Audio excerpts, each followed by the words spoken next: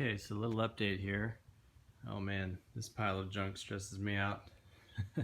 Got all my 2x4s and plywood. So there was somebody who was listing all of this. They had built this into shelves and put it into a storage unit. They were offering it all for free, so I just had to go help the guy disassemble it. And got all this good plywood here. I'll show you that for free.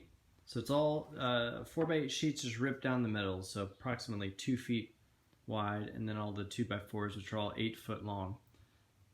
So I've got my lumber here.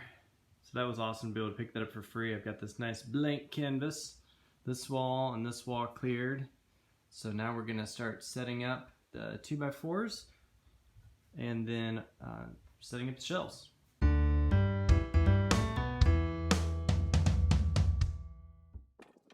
So I started off by ripping some 2x4s, and I'll explain here in a second what I'm doing. I've been doing some test cuts to see exactly how I want to cut boards that are going to go on the wall, because I want to have some of them cut with a little angle in here so I can do like a French cleat with it.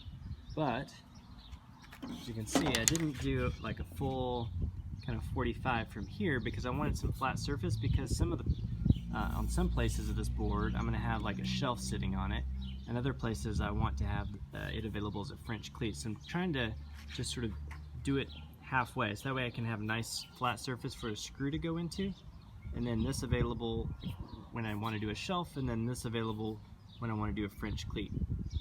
So that's what I was doing with this piece. Definitely a few burn marks there, but that's the thought, is to clean that little part up. But that's the thought, is to have a little bit of it available to do like a French cleat style, and have some movable shelves and holders for tools and projects and things. So the 2x4 we just saw with the angle cut in it for the French cleat, I put that on the wall on the right that you see, that bottom 2x4, and then the 2x4s on the left on that wall are just normal 2x4s. Here I am putting up the first shelf. I just framed that with 2x4s, and then I put in some supports across the middle.